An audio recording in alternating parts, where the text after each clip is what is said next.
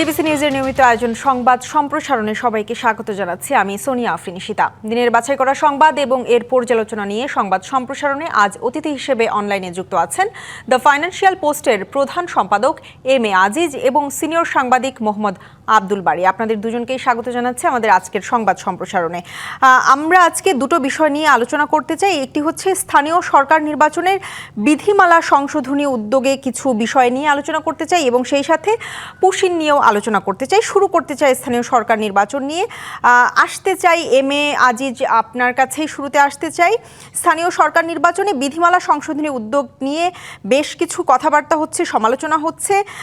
যেই পরিবর্তনগুলোর আসলে কথা আসছে সামনে সেগুলো হচ্ছে পোস্টার ব্যবহার নিষিদ্ধ, প্রবাসীদের পোস্টাল ব্যালট বাতিল, অনলাইনে মনোনয়নপত্র জমার সুযোগ বন্ধ এবং প্রার্থীর পক্ষে উপজেলা চেয়ারম্যান ও পৌর মেয়র প্রচারণা চালাতে পারবেন না। আপনার কাছে কি মনে হয় যে এই যে দীর্ঘ বিরতির পর এক ধরনের সংশোধন আনার পরিকল্পনা করা হচ্ছে, এটি আসলে নির্বাচনকে আরো নিরপেক্ষ করবে নাকি আরো বিশৃঙ্খলা বাড়াবে? কি মনে করছেন? দেখেন, বিধিমালা সংশোধন হতেই পারে, তবে প্রার্থীদের প্রচারণায় বাধা দেওয়া যদি সেন্ট্রালি ইলেকশন কমিশন একটা করে সেটা অন্য কথা, কিন্তু আইন করে যদি প্রচারণা রহিত করা হয় বা কারো পোস্টার লাগানো রহিত করা হয় তাহলে তো ঠিক হবে না। তো এই জন্য আমি বলি, নিরপেক্ষ নির্বাচনের জন্য হয় কেন্দ্রীয়ভাবে, অর্থাৎ যে ব্ল্যাক টাকা যে উড়ানো হয় সেটা বন্ধ করা এবং সবার জন্য সমান অধিকার ক্ষেত্র তৈরির জন্য ইলেকশন কমিশন তরফ থেকে যদি কেন্দ্রীয়ভাবে প্রচারণার দায়িত্ব করে নেওয়া হয় এবং সেক্ষেত্রে আমার মনে হয় এটাতে বাধা থাকবে না। কিন্তু যে প্রসেসে করা হচ্ছে, এক হচ্ছে প্রতীক, স্থানীয় সরকার নির্বাচনে এবারে প্রতীক থাকার সম্ভাবনা নাই। প্রতীক না থাকলে তো হয়তো যে কেউ প্রার্থী হতে পারবে, কিন্তু আগেও প্রতীক ছিল না একবার, তখন দেখা গেছে ঠিকই প্রার্থীদেরকে, দলীয় প্রার্থীদেরকে চিনে ফেলা হতো এবং চিনেই তাদেরকে ভোট দেওয়া হতো। সুতরাং ওটাও কাজ করে নাই।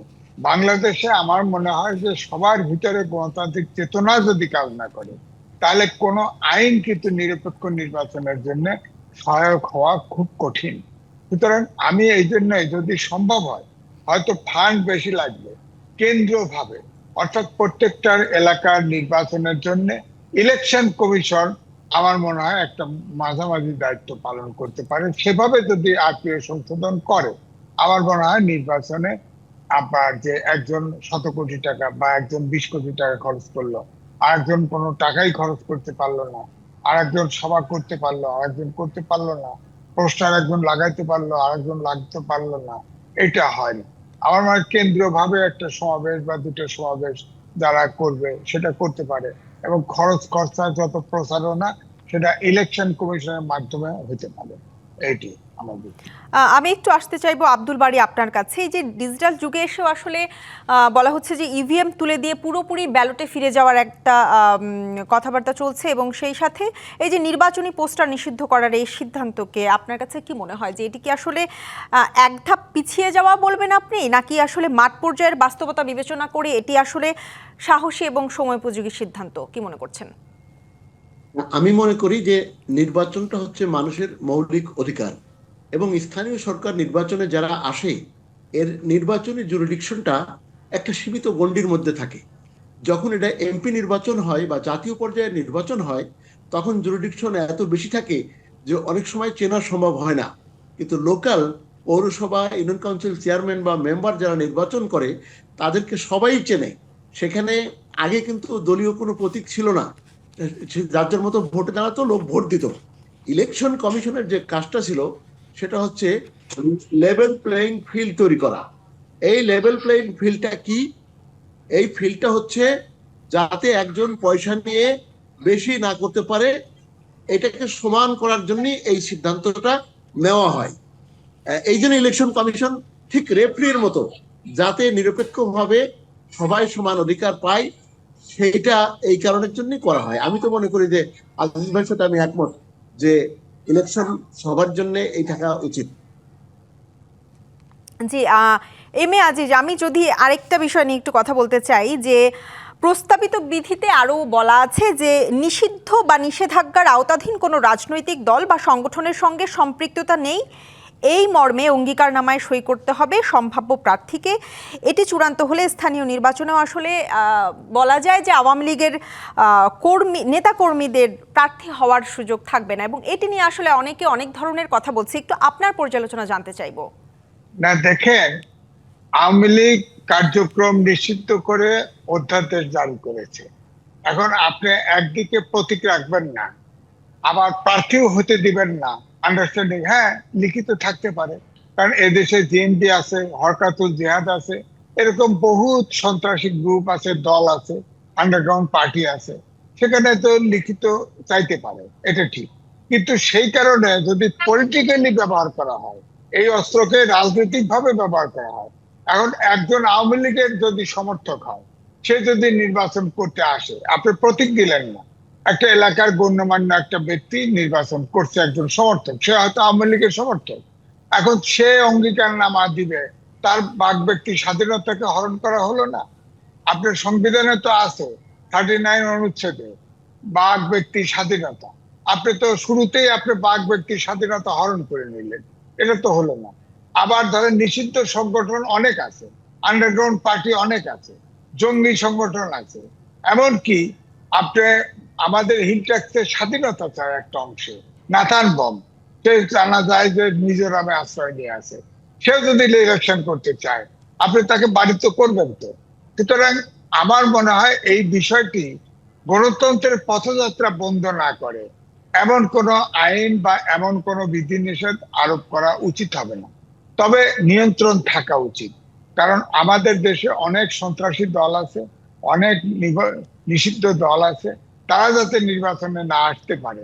কিন্তু যেসব দল অলরেডি চিনি, আমরা জানি তাদের সমর্থক, ধরেন এই যে আমরা কথা বলতেছি 4 জন 3 জন, এই 3 জনের মনের ভিতরে তো কোনো না কোনো দলের প্রতি সমর্থন আছে।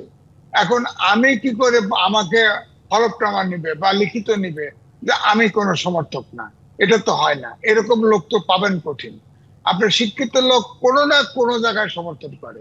সুতরাং আমি মনে হয় যে যদি কোনো যে দলগুলি অফিসিয়ালি নিষিদ্ধ আছে, অর্থাৎ আন্ডারগ্রাউন্ড পার্টি, যার সন্ত্রাসী সংগঠন, সেগুলোকে আপনি লিখিত নিতে পারেন। কিন্তু যে দলগুলি গণতান্ত্রিক দল বা রাজনৈতিক দল, যেমন আওয়ামী লীগের প্রশ্ন উঠেছেন, আওয়ামী লীগ তো আপনার আওয়ামী লীগকে নিষিদ্ধ রেখে সন্ত্রাস বিরোধী আইন করা হয়েছে। এই আইনটাকে আমি সমর্থন করি না, কারণ রাজনৈতিক দলকে রাজনীতি দিয়ে মোকাবেলা করা উচিত। আইন করে কোনো দল নিষিদ্ধ করা, ধরেন নেপালের মতো যদি ইলেকশন হতো, ধরেন ফেসিবাদের যে পতন ঘটলো, সাথে সাথে যদি নেপালের মতো 6 মাসের ভিতরে নির্বাচন হতো, হ্যাঁ, তাহলে দেখেন আওয়ামী লীগ কিন্তু পলিটিক্যালি তাকে ফেস করা হতো, তখন কিন্তু সিট কমই পেত। কিন্তু এখন যেহেতু আওয়ামী লীগকে ঠেকিয়ে রাখার একটা চেষ্টা হচ্ছে, এই কারণে কিন্তু আওয়ামী লীগের কিন্তু কিছু জনসমর্থন যা আছে সেটা অটুট থাকছে, কমছে না। এখন ধরেন প্রতীকের নির্বাচন দিবেন না, তাহলে প্রতীকের নির্বাচন সেটা আগেই হিসেব করা উচিত ছিল যে আপনি যদি আওয়ামী লীগকে নির্বাচনে আসতে নাই দিতে চান, তাহলে প্রতীক বহাল রাখতেন, প্রতীকে নমিনেশন দিতেন, তাহলে আওয়ামী লীগের নৌকা প্রতীক কেউ পাইতো না, তাহলে হয়ে যেত। কিন্তু এখন আপনি তো স্থানীয় সরকার নির্বাচনে যে কোনো ব্যক্তি নির্বাচন করতে পারে। আমার নিষিদ্ধ সংগঠনের সদস্য ছাড়া আমার মনে হয় যে যে কোনো ব্যক্তিকে নির্বাচন করার সুযোগ রাখা উচিত। তবে আওয়ামী লীগ কিন্তু নিষিদ্ধ আছে, পার্লামেন্টে আইন করেই নিষিদ্ধ করা হয়েছে। এই মুহূর্তে আপনি দেখেন না যে জানাজা হয়, সেখানেও স্লোগান দেয় জয় বাংলা। আপনার অর্থাৎ আওয়ামী লীগ স্বাধীনতা, মুক্তিযুদ্ধ, বঙ্গবন্ধু, এমনকি জয় বাংলা, এ সবটাই আওয়ামী লীগের নিজস্ব প্রপার্টি করে ফেলেছে। যার ফলে কোনো আওয়ামী লীগ সমর্থক কিন্তু কখনো কিন্তু এই ভাষাগুলি পরিহার করতে পারে না। যে কোনো জায়গায় এরা যেখানে প্রয়োজন নাই সেখানেও এই শব্দগুলি উচ্চারণ করে। সুতরাং এই জন্যই কিন্তু এই নিষিদ্ধের প্রশ্নগুলি আসছে। তবে এটা ঠিক, সন্ত্রাসবিদ আওয়ামী লীগ নিষিদ্ধ রেখে যে সন্ত্রাসবিদ আইন, এটা কিন্তু কালো আইন।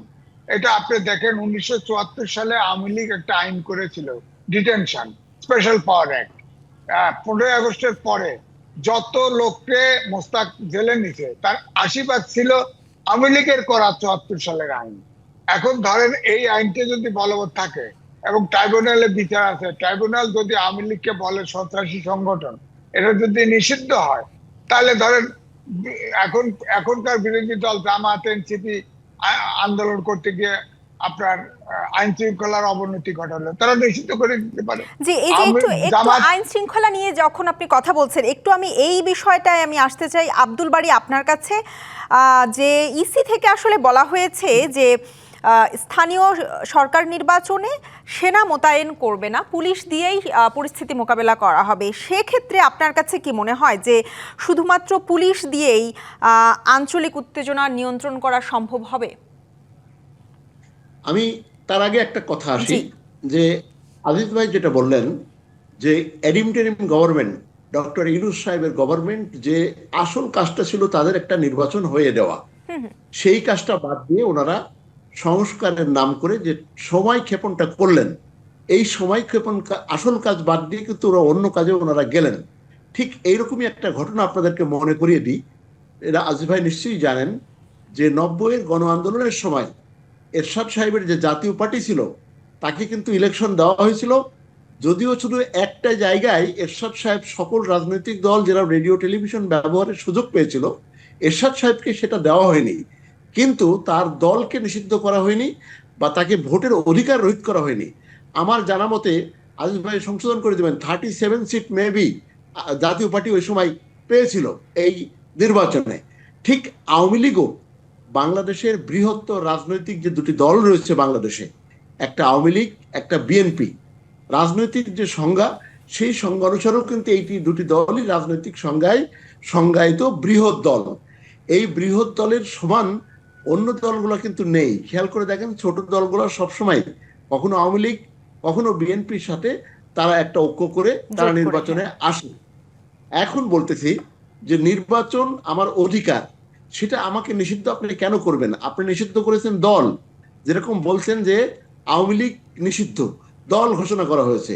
রাষ্ট্র যখন আইন করে একটা দলকে নিষিদ্ধ ঘোষণা করে, দল পারবেন না, তার মানে এই নয় যে ওই দলের যে ব্যক্তিটি রয়েছে তার সকল নাগরিক অধিকার হরণ হয়েছে, এটা কিন্তু আইন বলে না। আইন বলে হচ্ছে দল নিষিদ্ধ, দলীয় ব্যানারে দলীয় কোনো কর্মকাণ্ড এই আইন রহিত না হওয়া পর্যন্ত আপনি করতে পারবেন না। কিন্তু ব্যক্তিকে তো নিষিদ্ধ করা হয়নি, ব্যক্তিও নিষিদ্ধ করা হয়। যেমন আমরা বলি চীনের দালাই লামা, তারপরে আরো বিভিন্ন জায়গায় রাষ্ট্রীয় কারণে কখনো কখনো কোনো ব্যক্তিকে নিষিদ্ধ করা হয়। যেমন আপনার মায়ানমারের সূচিকে নিষিদ্ধ করা হয়েছে যে আপনি নির্বাচনে দাঁড়াতে পারবেন না, সেটা আলাদা। কিন্তু যতক্ষণ পর্যন্ত কোনো অ্যাকুরেট অথরিটি আমাকে আমার নাগরিক অধিকার হরণ না করবে, ততক্ষণ পর্যন্ত নির্বাচন করা আমার মৌলিক অধিকার। এই কারণেই এই নির্বাচন বেঁধে দেওয়া ঠিক হবে না। স্থানীয় সরকার নির্বাচন জনগণ যদি চায়, কেউ জিতে আসলে আসুক, আইন করে বাধা দিবেন কেন? আইন করে কি ঠেকাতে পেরেছেন? আপনি তারেক জিয়া সাহেবের ভাষণ বাংলাদেশে বন্ধ করেছিলেন, তারেক জিয়া সাহেবের আশা বন্ধ করেছিলেন, কত আইনই তো করা হয়েছিল। তারপরে আজ ভাই একটা কথা বললেন, আমার মনে হয় যে আমরা সিনিয়র সিটিজেন হিসাবে স্পেশাল পাওয়ার অ্যাক্ট, রক্ষী বাহিনী, এসবগুলো হয়তো আপনারা না দেখলেও আমরা কিন্তু এর প্রত্যক্ষদর্শী, যে স্পেশাল পাওয়ার অ্যাক্ট কিন্তু সব আওয়ামী লীগের পতনের পরে তারই বেশি হয়েছিল।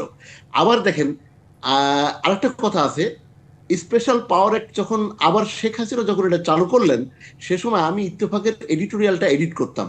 এই সময়ে গাফফার চৌধুরী সাহেব একটা লেখা লিখেছিলেন যে যখন শেখ হাসিনা বললেন যে স্পেশাল পাওয়ার অ্যাক্ট অতীতে ছিল, এখনো থাকবে, আমরা এটা বন্ধ করব না, উনি কিন্তু বলেছিলেন যে শেখ মুজিবের মেয়ে হিসাবে, গণতান্ত্রিক দলের একজন নেত্রী হিসাবে তিনি যে কথাটা বলেছেন, আমি তার সাথে একমত নই।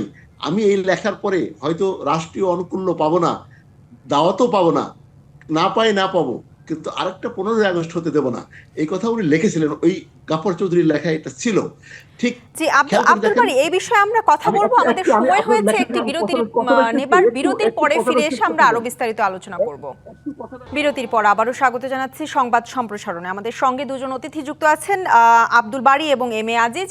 আব্দুল বারী, আমি আপনার কাছেই ছিলাম, একটু আপনার কাছে একটা প্রশ্ন রেখেছিলাম, আপনার কাছে সেই প্রশ্নটা আবারও আমি জানতে চাইবো যে ইসি জানিয়েছে যে সেনা মোতায়েন করবে না স্থানীয় সরকার নির্বাচনে। আপনার কাছে কি মনে হয় যে শুধু পুলিশ দিয়ে যে কোনো ধরনের পরিস্থিতি মোকাবেলা করা সম্ভব হবে কিনা? আমি যেটা বলছিলাম যে আমি এটা শেষ করেছি, আপনার উত্তরটা দিই। জি সেটা ছোট হলো করে, হ্যাঁ। স্পেশাল পাওয়ার একটা ভিক্টিমাইজ, কিন্তু খেয়াল করে দেখেন যে আওয়ামী লীগ কিন্তু হয়েছে। আপনি তারিক জিয়া সাহেবের সময়ে যেসব আইনগুলো করা হয়েছিল, সেই আইনগুলো কিন্তু এখন তারা সেটাই পড়েছেন। ব্যক্তি যখন কোনো ব্যক্তিকে হিংসাপ্রবণ হয়ে কোনো কিছু করে, সেটা ন্যায়সঙ্গত হয় না। আর আপনি যেটা বলছেন যে ইলেকশন সেনাবাহিনী বা দিয়ে দরকার কিনা, আমরা গত একটা নির্বাচন করলাম, খেয়াল করে দেখেন জনগণের যখন আমার অভিজ্ঞতা আমার জানা সময়ের মধ্যে এ পর্যন্ত যত নির্বাচন অনুষ্ঠিত হয়েছে, প্রত্যেকটা নির্বাচনে বড় ধরনের খুনাখুনি, মানুষ খুন করা, প্রিজাইডিং অফিসার, পোলিং অফিসার জবাই হওয়া, এরকম অনেক ঘটনা রেফারেন্স রয়েছে।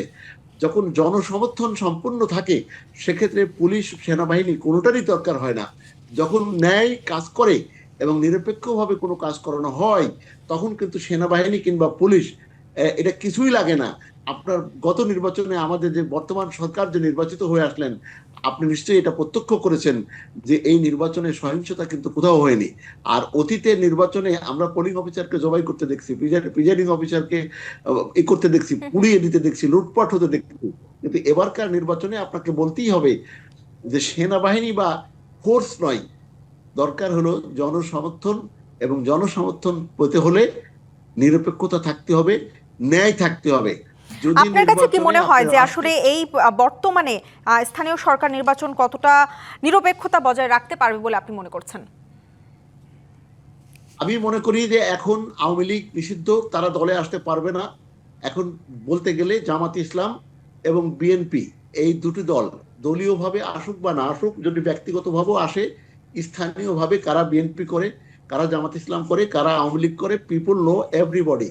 সেই কারণেই যেমন সাংগঠনিকভাবে আপনি যদি বলেন জামাত ইসলাম, তারা কিন্তু সাংগঠনিকভাবে বেশ শক্তিশালী। আমি অনেক সময় বলে থাকি তাদেরকে যে তারা আনইউনিফর্ম আর্মি। তারা যে সম্মেলনগুলো করে, এই সম্মেলনে এখন মারামারি নাই, কিন্তু অন্য দলগুলা কিভাবে হানাহানি করে কমিটি নিয়ে 7বার ঘাটাঘাটি, ওরা সেটা করে না। চেন অফ কমান্ড মেনে চলে জামাত ইসলাম।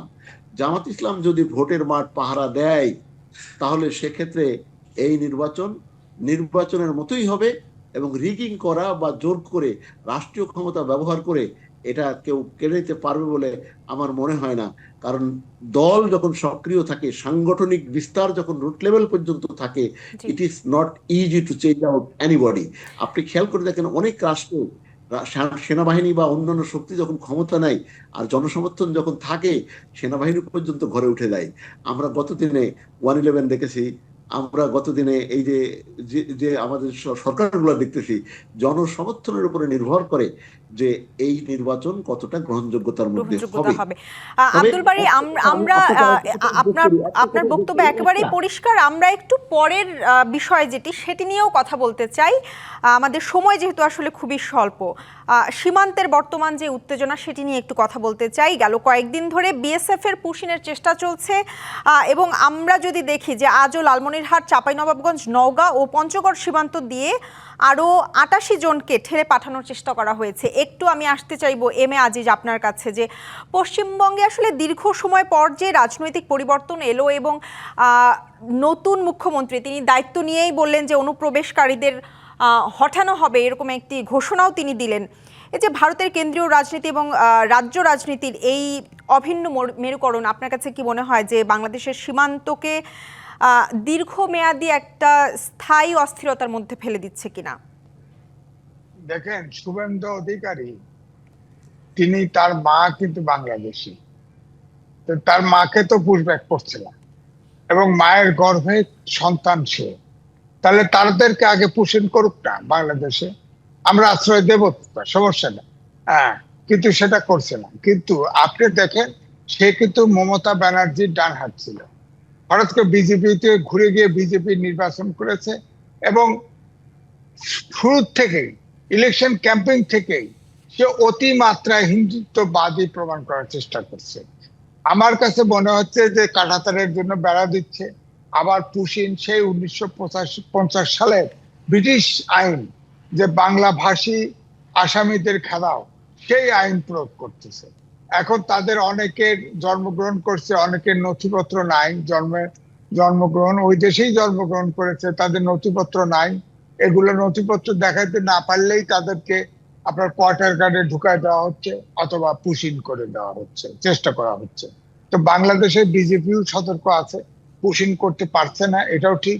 ইতিমধ্যে 11টি জেলায় 25টি পয়েন্টে 300 জনকে কিন্তু পুশ ইন করার চেষ্টা করা হচ্ছে। তো আমার কাছে একটাই বক্তব্য, এও তো হতে পারে যে শেখ হাসিনা 30টে চুক্তি এবং সমঝোতা স্মারক স্বাক্ষর করেছিল, নরেন্দ্র মোদীর ইঙ্গিতেই এই শুভেন্দু অধিকারী তাফালিং করতেছে যাতে বাংলাদেশ কোনো চুক্তি বাতিল করতে না চায়, বা অথবা বাংলাদেশকে চাপে রাখা, যে এখন তো আন্তর্জাতিক পরাশক্তিগুলো বাংলাদেশের উপর ভর করেছে। এখন ধরেন চীনের দিকে, চীন, জাপান, রাশিয়া, আমেরিকা, এগুলো বলয়গুলি কিন্তু ভূ রাজনীতির শিকার বাংলাদেশ হয়েছে, যাতে ভারত মনে করতেছে যাতে আমাদের থেকে, ভারত আপনি দেখেন দক্ষিণ এশিয়ার একটি দেশের সাথে সম্পর্ক নাই, মালদ্বীপ থেকেও তারা হাত গুটে দিচ্ছে, সবচেয়ে দক্ষিণ এশিয়ার ছোট দেশ দ্বীপ, সেখানেও নেই। তা আমরা কিন্তু বরাবর থেকেই আমরা চেষ্টা করেছি যে ভারতের সাথে সম্পর্ক থাকুক, অন্তর্বর্তীকালীন সম্পর্ক সময়ে 7 সিস্টারকে কেটে দেওয়া, চিকেন নেক কেটে দেওয়া, এইসব কথা বলা হয়েছে, উস্কানি দেওয়া হয়েছে। তো এখন তো এই সরকার এসে তো আমার কাছে মনে হচ্ছে পররাষ্ট্র নীতিটা আপনার প্রতিবেশীর সাথে প্রতিবেশী সুলভ আচরণ করেই তাদের সম্পর্ক রক্ষা করতে চাচ্ছে। কিন্তু এখন এই বাংলাদেশ ভারতের এই উৎপাত, এটা অযৌক্তিক। আমাদের বাংলাদেশ থেকে এখন আমি একটু বলতে চাই যে আগামী 8 থেকে 11ই জুন কিন্তু নয়াদিল্লিতে বিজিবি বিএসএফ এর মহাপরিচালক পর্যায়ের একটা বৈঠক অনুষ্ঠিত হতে যাচ্ছে এবং বিজিবি বলেছে যে পুশিন এবং সীমান্ত হত্যা এবারের তাদের এজেন্ডার 1 নম্বরে থাকবে। কিন্তু এই যে ভারতের বর্তমান এই রাজনৈতিক বাস্তবতা, আপনার কাছে কি মনে হয় যে বিএসএফ বাংলাদেশের এই উদ্বেগ বা এই যে 1 নম্বরের এজেন্ডাটার কথা বলা হচ্ছে, এটিকে আদৌ গুরুত্ব দেবে, নাকি হচ্ছে যে বরাবরের মতোই আসলে এটি একটা আনুষ্ঠানিকতা বলতে পারি আমরা? আব্দুল বারী, এটি আপনার কাছে জানতে চাই।